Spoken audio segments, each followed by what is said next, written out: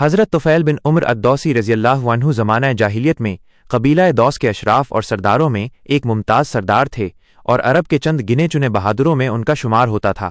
ایسے سخی تھے کہ کبھی ہنڈیا چولہے سے نہ اتری اور ایسے فراخ دل تھے کہ کسی بھی ضرورت مند کی آمد پر ان کے گھر کا دروازہ بند نہ ہوا۔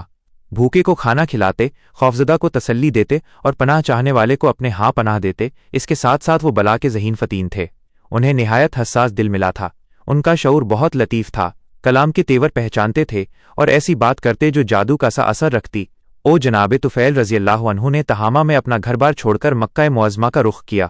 یہ وہ وقت تھا جب رسول اکرم صلی اللہ علیہ وسلم اور کفار قریش میں کفر و ایمان کی معرکہ آرائی ہو رہی تھی۔ ہر فریق کی خواہش تھی کہ اپنے گرد زیادہ سے زیادہ ہم نوا جمع کر لے اور لڑائی جیتنے کے لیے زیادہ سے زیادہ اپنے مددگار اور معاون پیدا کر لے۔ رسول اللہ صلی اللہ علیہ وسلم تو لوگوں کو اپنے رب کی طرف بلاتے تھے اور آپ کا اصل ہتھیار ایمان کی محکمی اور حق پر یقین رکھنا تھا۔ اس کے برعکس کفار قریش کوشاں تھے کہ آپ کی دعوت کو رد کر دیں اور اس سلسلہ میں ہر حربہ استعمال کریں۔ یہی نہیں بلکہ لوگوں کو آپ کے پاس آنے سے روکیں۔ یہاں آ کر حضرت طفیل بن عمرو رضی اللہ عنہ نے ایسا محسوس کیا کہ میں بغیر کسی تیاری کے غیر شعوری طور پر اس معرکے میں شرکت کر رہا ہوں اور نہ چاہتے ہوئے بھی کفر و اسلام کی اس لڑائی میں کود پڑا ہوں۔ وہ مکہ معظمہ اس غرض سے نہیں آئے تھے اور نہ حضرت محمد صلی اللہ علیہ وسلم اور قریش کی اس معرکہ آرائی کا خیال ان کے دل میں کبھی آیا تھا۔ اس وجہ سے حضرت طفیل بن عمرو الدوسی رضی اللہ عنہ کی ایک ناقابل فراموش داستان ابھر کر سامنے آتی ہے۔ یہ دلچسپ داستان سننے کے لائق ہے۔ حضرت طفیل بن عمرو رضی اللہ عنہ فرماتے ہیں کہ جو ہی میں مکہ معظمہ پہنچا، سرداران قریش مجھ پر ٹوٹ پڑے۔ بڑی گرم جوشی سے انہوں نے میرا استقبال کیا اور بڑی ہی عزت افزائی کا ثبوت دیا۔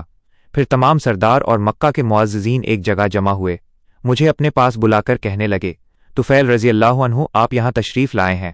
یہاں ایک شخص نے بزم خود نبوت کا دعویٰ کر رکھا ہے۔ اس نے ہمارے خیالات کو چوپٹ کر دیا ہے، ہم میں پھوٹ ڈال دی ہے اور ہمیں پارا پارا کر دیا ہے۔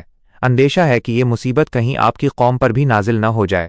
ہماری یہ مخلصانہ تجویز ہے کہ آپ اس شخص کو منہ نہ لگائیں، نہ اس سے کلام کریں اور نہ اس کی کوئی بات سنیں، اس لیے کہ اس کی بات میں جادو کا اثر ہے۔